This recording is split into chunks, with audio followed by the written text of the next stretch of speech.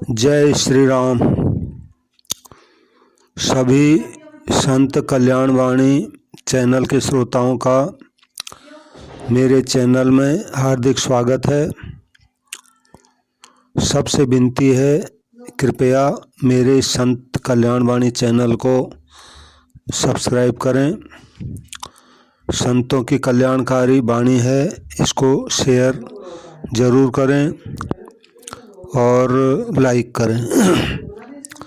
आज मैं पूज्य महाराज जी स्वामी राम सुखदास जी महाराज जी के जो प्रवचन हैं साधकों के प्रति, तो साधकों के प्रति का 7वां भाग आपके सामने रख रहा हूँ। आज उन्होंने जो साधकों के प्रति में जो विषय है, आज है सच्चा आश्रय।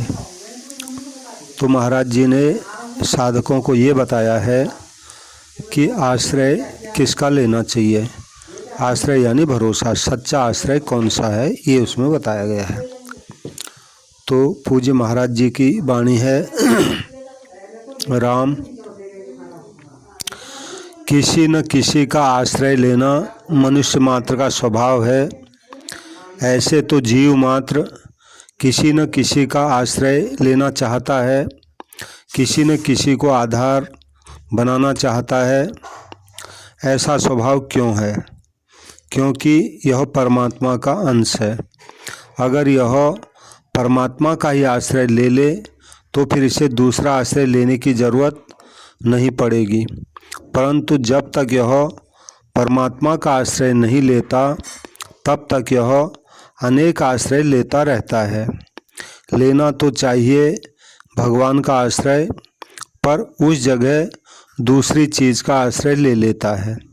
धन का आश्रय ले लेता है, परिवार का आश्रय ले लेता है, विद्या का आश्रय ले लेता है, योग्यता का आश्रय ले लेता है, बल का आश्रय ले लेता है, लेकिन ये आश्रय टिकता नहीं। इसलिए आश्रय परमात्मा का ही लेना चाहिए। यह बात समझने में ठीक दिखती है और मानते भी हैं, पर दूसरा आश्रय छोड़ते नहीं। यद्यपि दूसरा आश्रय छोड़ने में आप पराधीन नहीं हैं, स्वाधीन हैं। स्वाधीन यानी स्वतंत्र हैं, कोई रोक टोक नहीं है। परंतु दूसरे का विशेष आश्रय लेने से, उसका सुख पाते रहने से अपने में एक ऐसा वहम हो गया है कि इनका आश्रय छोड़ने पर हम कैसे रहेंगे, हम कैसे जिएंगे, हमारा निर्वाह कैसे होगा। ऐसा भाव होने से अपने में यह कायरता आ गई कि इनका आश्रय हम छोड़ नहीं सकते। जब गाढ़ी नींद आती है उस समय किसका आश्रय रहता है? किसी का आश्रय नहीं रहता। परमात्मा का भी आश्रय उस समय नहीं रहता। उस अवस्था में एक बेहोशी रहती है। बेहोशी में संसार का आश्रय तो छूटता है, पर मूढ़ता अज्ञान का आश्रय रहता है। यह जो वहम है कि संसार के आश्रय के बिना हम जी नहीं सकेंगे, तो फिर सुषुप्ति में आप कैसे जीते हैं? सुषुप्ति यानी गाढ़ निद्रा की स्थिति में है। सुषुप्ति में संसार का आश्रय न रहने पर भी आप रहते हैं। कृपा करके एक और बात की तरफ आप ध्यान दें। संसार का आश्रय लेने से इतना सुख नहीं मिलता है जितना सुख संसार का आश्रय छोड़ने से नींद में मिलता है। संसार का आश्रय छोड़ने से जो सुख मिलता है, जो ताजगी मिलती है, जो काम करने की शक्ति का संचय होता है, वह संसार का आश्रय लेते हुए नहीं होता। शक्ति का संचय दूर रहा, उल्टे शक्ति खर्च होती है। धन, परिवार, बुद्धि, योग्यता आदि किसी का भी आश्रय लेते रहने से आप बेचैन हो जाते हैं, थक जाते हैं, आपकी शक्ति क्षीण हो जाती है। फिर आप सबको छोड़कर सो जाते हैं। सोते सोते आप में पुनः शक्ति आ जाती है। इस प्रकार संसार का आश्रय छूटने से आपके पास बहुत विलक्षण ताकत आएगी और परमात्मा का आश्रय लेने से ताकत का कोई पारावार नहीं रहेगा। इतनी असीम अपार ताकत आएगी कि फिर भय और चिंता रहेंगे ही नहीं। उसी के लिए कहा है गीता जी में, यं लब्ध्वा चा परम लाभम मन्यते नाधिकं ततः। गीता जी के 6 अध्याय का 22वां श्लोक का ये अर्धाली है। उससे बढ़कर कोई लाभ हुआ नहीं है, होगा नहीं और हो सकता नहीं, परंतु वह नाशवान का आश्रय छोड़ने से ही मिलेगा। आपसे गलती यह होती है कि जिसे आप नाशवान मानते हैं, जानते हैं, उसका आश्रय नहीं छोड़ते। जब ध्यान करते हैं, कीर्तन करते हैं, चिंतन करते हैं, पर साथ साथ नाशवान का भी आश्रय आप रखते हैं। नाशवान संसार का आश्रय सर्वथा छोड़े बिना परमात्मा का आश्रय पूरा लिया नहीं जाता। पूरा आश्रय लिए बिना पूरी शक्ति नहीं मिलती। परमात्मा की तरफ से कोई कमी नहीं है। आप परमात्मा का जितना आश्रय लेंगे उतना आपको आश्वासन मिलेगा, शक्ति मिलेगी, लाभ होगा। परंतु संसार का आश्रय सर्वथा छोड़कर परमात्मा के आश्रित हो जाएंगे तो अपार बल मिलेगा। यानी जितना हम संसार का आश्रय छोड़ेंगे उतनी शक्ति भगवान की तरफ से मिलती जाएगी। ये मतलब हुआ। वे परमात्मा कहाँ हैं, इस विषय में बात बताएं कि वे सबके हृदय में हैं। गीता जी में ये बात आया है, सर्वस्य चाहं हृदय सन्निविष्टः। गीता जी के 15वें अध्याय का 15वां श्लोक है ये। और ईश्वर और सर्वभूतानां हृदय सेर्जुन तिष्ठति, ये भी गीता जी का 18वें अध्याय का 61वां श्लोक है। वे संपूर्ण जीवों के भीतर हैं, परंतु यह बाहर की तरफ ही देखता है, भीतर की तरफ देखता ही नहीं। आप अपने को मानते हैं कि मैं हूँ। उस मैंपन का आश्रय आत्मा है और आत्मा का भी आश्रय परमात्मा है। ममेवांसो जीवलोके, गीता जी के 15वें अध्याय का 7वां श्लोक में ये बात कही है। आपका आत्मा उस परमात्मा का अंश है। आप एक क्षेत्र में हैं और आपके अंशी परमात्मा संपूर्ण क्षेत्र में है। क्षेत्रज्ञं चापि मां विद्धि सर्व क्षेत्रेषु भारत, गीता जी के 13वें अध्याय का 2वां श्लोक। गोपिकाओं ने भी भागवत में कहा है, न खलु गोपिका नंदनो भवान अखिल देहिनाम अंतरात्म दृक्।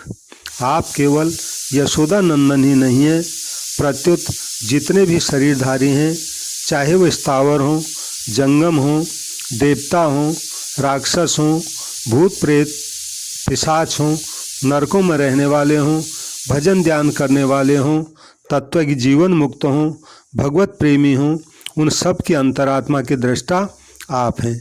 पर ऐसा होते हुए भी आप यहाँ कैसे आ गए? बिखन सार्थितो विश्वगुप्तये सख उदीवान सात्वतांकुले। ये जो श्लोक है श्रीमद् भगवद गीता के 10वें स्कंद का 31वें अध्याय का 4था श्लोक है। गोपी गीत का ये श्लोक है, प्रसिद्ध है गोपी गीत। तो महाराज जी कहते हैं, ब्रह्मा जी ने प्रार्थना की तो आप प्रकट हुए। इसलिए किस लिए प्रार्थना की? विश्वगुप्तये, अर्थात संसार की रक्षा करने के लिए, क्योंकि संसार की रक्षा आप ही कर सकते हैं और किसी में ताकत नहीं है करने की। आप इन यादवों के कुल में प्रकट हुए हैं। उदयवान पैदा नहीं हुए हैं, प्रकट हुए हैं। मतलब जैसे सूर्य का उदय होता है तो ऐसा कोई नहीं कहता कि सूर्य पैदा हो गया, क्योंकि उदय होने से पहले भी सूर्यदेव हैं। जब वह हमारे सामने आता है तब उसका उदय होना कहते हैं। ऐसे ही वे परमात्मा प्रकट होते हैं, हमारे शरीरों की तरह जन्म नहीं लेते। मन, बुद्धि, इंद्रियां, शरीर, व्यक्ति, वस्तुएं, पदार्थ, रुपए पैसे आदि कोई भी आपका नहीं है, आपके साथ रहता नहीं है, प्रतिक्षण आपसे अलग हो रहा है, फिर भी आप इनका आश्रय लेते हैं।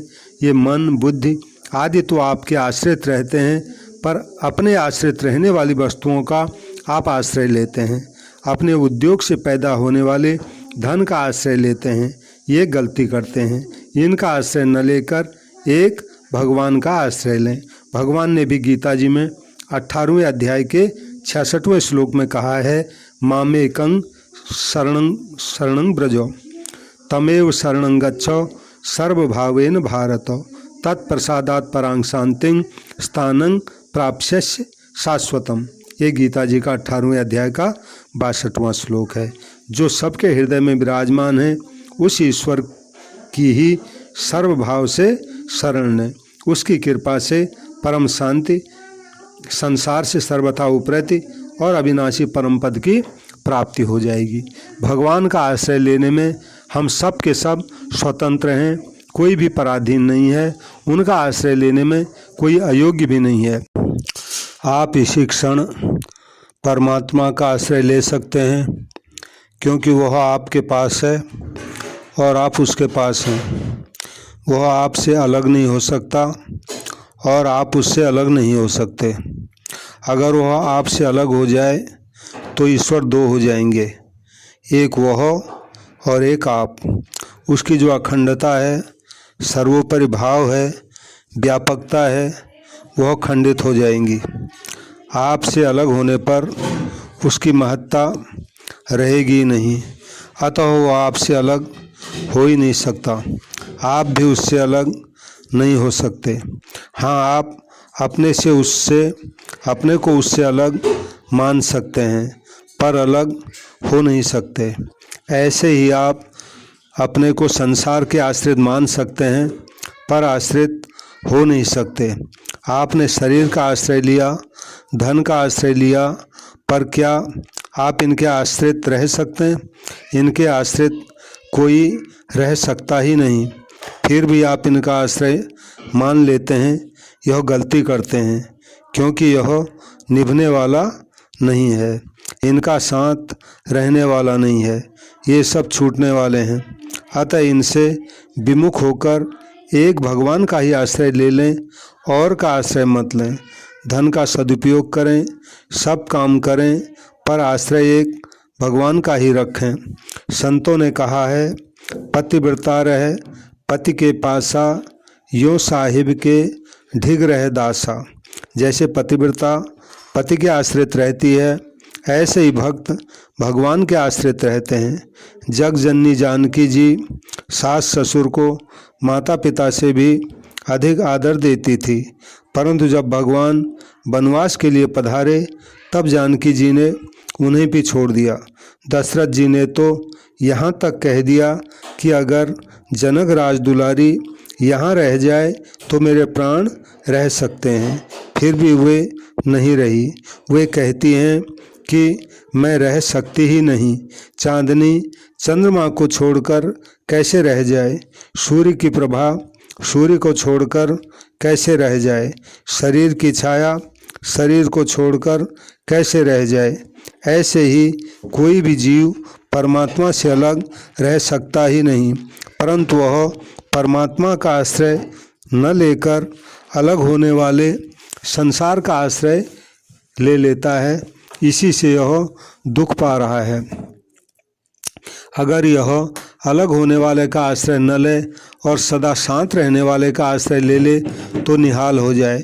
आप अभी यह निश्चय कर लें कि हम संसार का आश्रय नहीं लेंगे। धन कमाएंगे, रखेंगे, पर उसका आश्रय नहीं लेंगे। संसार का काम करेंगे, पर संसार का आश्रय नहीं लेंगे। इतने दिन संसार से लिया है, अब उसका कर्जा चुकाने के लिए काम करना है, पर आश्रय नहीं लेना है। आश्रय यानी सहारा, भरोसा। संसार आश्रय लेने योग्य है ही नहीं, क्योंकि यह एक क्षण भी स्थिर नहीं रहता। यह इतनी तेजी से बदलता है कि इसे दोबारा नहीं देख सकते। केवल बदलने के पुंज का नाम ही संसार है। जैसे भगवान कृपा की मूर्ति हैं, ऐसे यह संसार बदलने की मूर्ति है। बदलने के सिवाय इस संसार में और कुछ भी नहीं है। ऐसे संसार का आश्रय आपने मान रखा है। अब इससे विमुख होकर केवल भगवान के चरणों का आश्रय ले लें और अभी ले लें। अभी मेरे तो गिरधर गोपाल दूसरो न कोई। ये मीराबाई का आश्रय था कि मेरे तो केवल गिरधर गोपाल ही का ही सहारा भरोसा है, दूसरों कोई नहीं। और एक बानी करुणा निधान की, सो प्रिय जाके गति न आन की। यानी भगवान उसको अपना प्रिय मानते हैं, जिसको सिवाय भगवान के और किसी का सहारा भरोसा नहीं है। इसलिए दूसरे का आश्रय न लें, सर्वभाव से भगवान की शरण हो जाएं। तमेव शरणं गच्छो सर्वभावेन भारत। तमेव शरणं गच्छो सर्वभावेन, गीता जी के 18वें अध्याय का 62वां श्लोक। भगवान ने भी कहा अर्जुन को, तू उस भगवान के सभी भाव से शरण हो जा। सौ सर्विद भजतिमा सर्वभावेन, यहाँ पर भी सर्वभाव से उसी का भजन करने के लिए बात कही गई है। गीता जी के 15वें अध्याय का 19वां श्लोक। सर्वभाव भज कपट तजी, मोहि परम प्रिय सोई। रामचरितमानस के उत्तरकांड का 27वां दोहा है ये। यहाँ पर भी भगवान यही कह रहे हैं कि जो छल कपट छोड़कर सभी भाव से मुझको भजता है, वह मुझे परम प्रिय है। वास्तव में भगवान के साथ आपका स्वतः सिद्ध घनिष्ठ संबंध है, बदलने वाले के साथ संबंध नहीं जोड़ें, बस इतनी बात है। वास्तव में भगवान के साथ आपका स्वतः सिद्ध घनिष्ठ संबंध है, यानी संबंध बनाया हुआ नहीं है, सदा से है, सनातन है। बदलने वाले का संबंध, बदलने वाले के साथ अपना संबंध नहीं जोड़ें, बस इतनी बात है। जय श्री राम, जय श्री राम, जय श्री राम।